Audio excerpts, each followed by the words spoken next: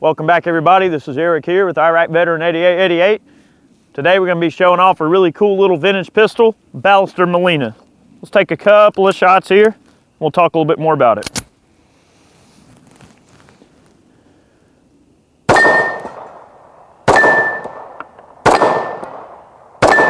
Well then.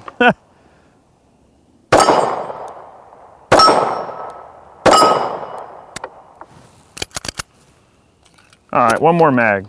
The slide didn't lock to the rear that time. That's all right.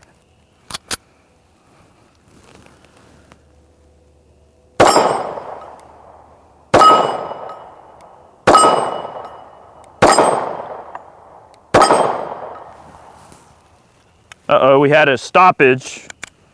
That's all right. We're going to give her a mulligan. She's old, guys. All right, so we're going to be talking a little bit about the Ballester Molina. It is a very early Argentine service pistol. These were produced between 1938 and 1958. So it is kind of a World War II, cold era, if you will, pistol. It is not a 1911. It looks a lot like a 1911, and it has a few features similar to a 1911, but it was meant to be a more mass-produced, cheaper alternative to the locally produced and licensed copies of the 1911 that Argentina was producing back then. It really takes a lot more lines from like the Star pistols, like the Star Model B and things like that. And yeah, I mean, it's a really, really interesting service pistol. Early versions of this pistol were called the Ballester Regard from like 1938, 1939, and then they changed the name to the Ballester Molina. It's a pretty cool gun. It does not use a traditional mainspring housing like you would see on a standard 1911. The grip panels are drastically different. The cocking serrations are drastically different. The markings are a lot different. The way, the serial number and where it's located is a lot different than a 1911. The sights are pretty similar. It doesn't really share any parts to the standard 1911 except for barrels and magazines. Everything else is proprietary to the Ballester Molina. The trigger, it pivots on just one little pin right here in the receiver, so it's a drastically different system. It does use a transfer bar. If you guys want to see the internal workings of this pistol, we actually did a complete teardown and cleaning, disassembly, and reassembly video on this, where we take the Ballester Molina and we pull it apart down to the smallest piece. So if you want to see the internal workings of this pistol, feel free to go check out that video. It's like a 40 minute video just on this pistol and the internal workings. So if that's something you want to see, feel free to check it out. We did get a couple of stoppages there. That's okay, she's old. Guys, this is not a gun I would carry. This particular model is an Army model, and it's an Argentine military pistol. The Navy used them, the Army used them, security forces, police used them.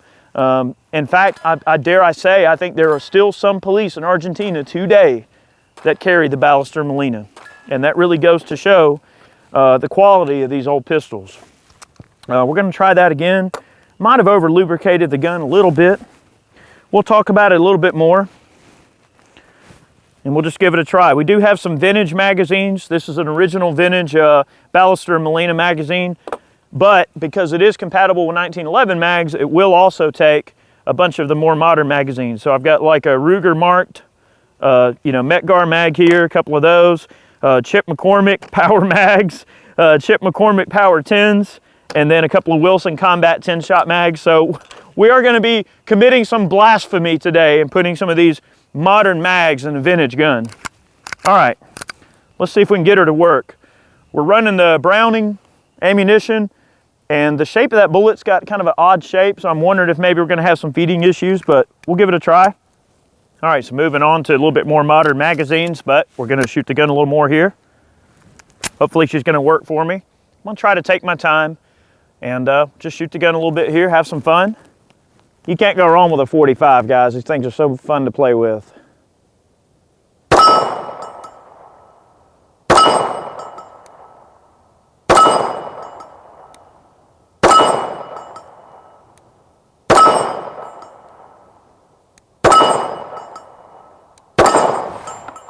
Hey, not bad for an old girl. I'll take that. If you watch the cleanup video that we did on this pistol where we take it apart, you'll notice too that I do mention the barrel on this gun is pretty well shot out. This is an old pistol. This gun is probably about 75 years old, so she's getting a little old, but seems to be working all right. We're going to commit some blasphemy and go on to some modern magazines. All right. See how she does. Not too bad. Little gun is shooting just fine.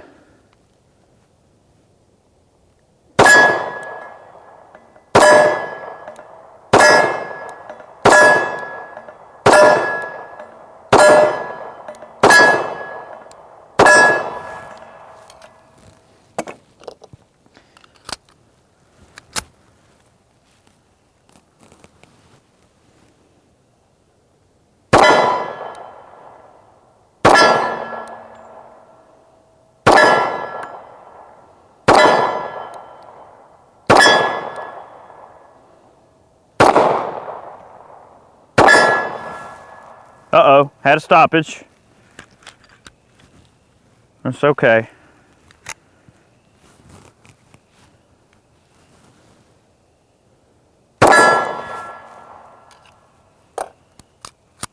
Not bad. That one didn't lock the slide to the rear. That's okay. That was one of the Chick McCormick power mags. And guys, that's not saying anything bad about Chick McCormick. This is an older gun, and these are designed to work through 1911s. That kind of is what it is there. She's an old girl. All right.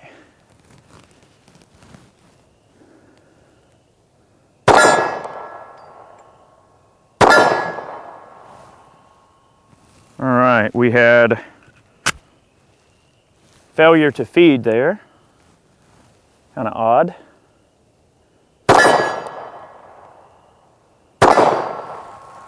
And another failure to feed. Very odd indeed.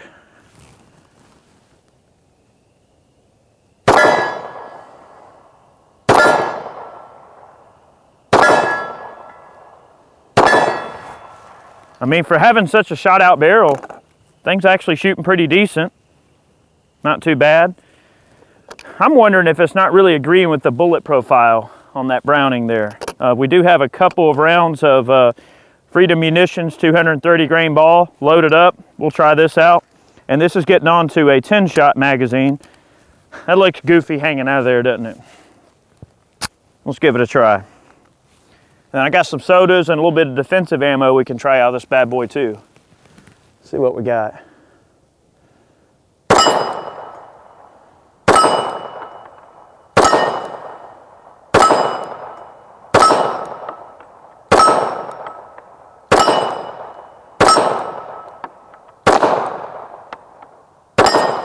That's what I'm talking about. Very, very respectable accuracy. We got some Winchester Pdx, and we got some sodas downrange. Load up a mag here and give it a try. See how it handles some defensive ammunition. Probably designed to handle, you know, ball ammo. But we'll give it a try with a few hollow points. All right, see if we can take a shot at a soda or two. We'll wait a second on that. Let's try another big mag here. Guys, you know, these videos are just meant to be kind of fun and to show off some of these older pistols. One thing I do want to mention about this handgun as well, this was one of Barry's favorite handguns. He loved the Ballester Molina, the Ballester Regard.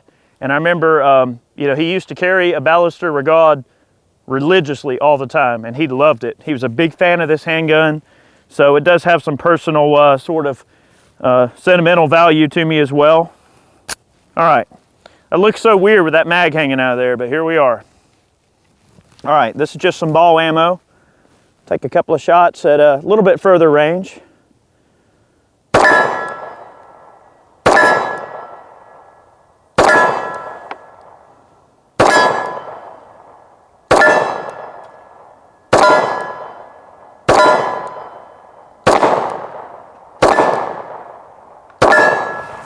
Not bad. Just kind of wrapping them out, not too terrible. All right, we're gonna hit a few of the sodas here with some Winchester Pdx Defender. This is 230 grain bonded jacket ammo moving at 920 feet per second at the muzzle. And that's probably out of a 5.5-inch barrel, so I'm going to assume that we're getting about 920 out of this. All right, sodas. Hopefully, I can hit them here for you. This is some expensive dang ammo. Let's give it a try. Well, well, that round went right by the soda to the right and went down there to the 35-yard target, hit him right in the face. Innocent bystander. Oh well, I meant to do that. All right. Okay, let's try a soda again.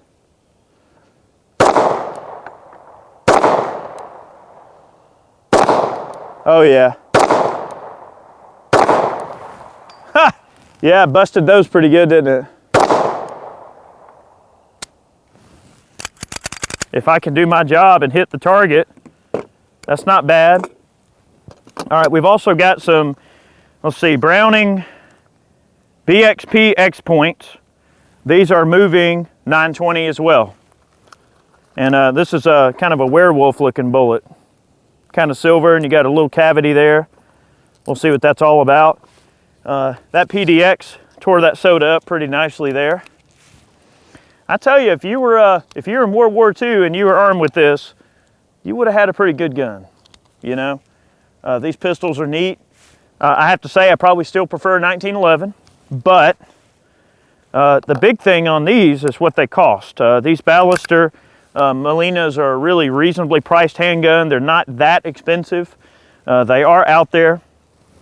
And quickly, while we're allowing our camera to reset here, one thing I will mention about this gun is the fact that there are a lot of kind of, I don't want to say rumor mills, but there's one theory floating around about the origin of the steel that made these guns. There was a German battleship that got sunk in a real narrow channel somewhere, or a narrow passage. And basically it never really sunk. You know, a part of the ship was sticking out of the water, and I guess they went out there, and the story is that they salvaged a whole bunch of metal off of this German warship and made the guns out of them. So there's one theory there that these pistols were made out of German steel off of some of these warships and stuff.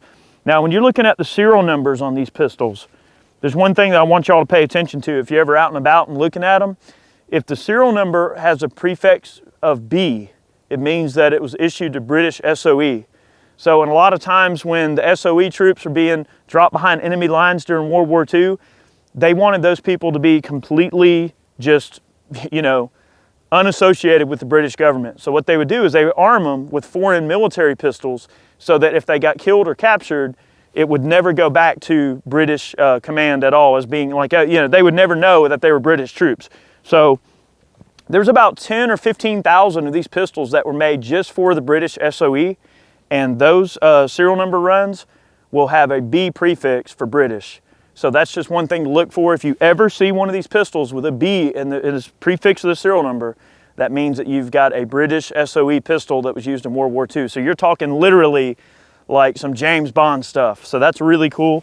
That's one area that is closely associated with the Ballester Molina. All right. And who said that old guns had to be boring, guys? That's fun. I don't care who you are, that's neat. All right, Browning BXPs, sodas. If I can do my job here and hit them. Oh yeah.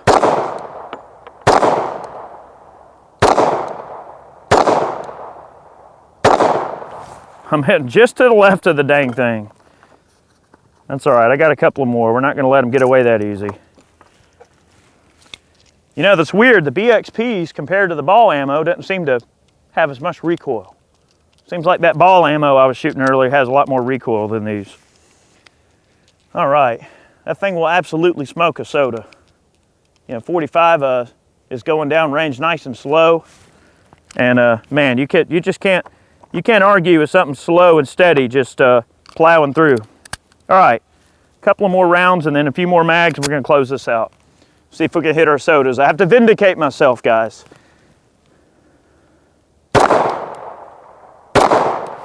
There we go. Just had to make some slight adjustments there. All right.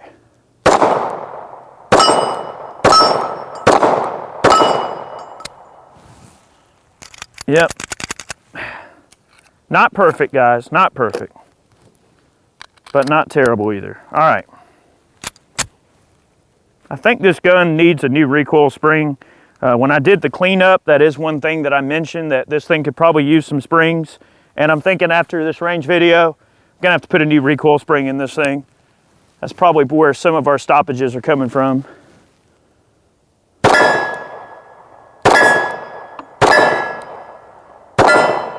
Yeah, see that? It stayed to the rear.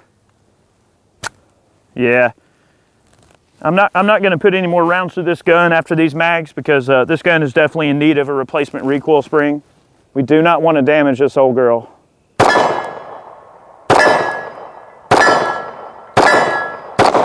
Oh yeah, that's what I'm talking about. All right, one more mag and we're going to retire this old puppy for the day. All right.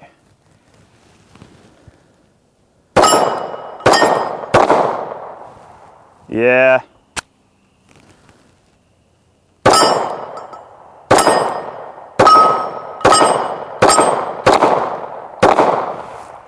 Not terrible. All right. Guys, thanks for watching today's video. We always have a lot of fun taking these old service pistols out and shooting them.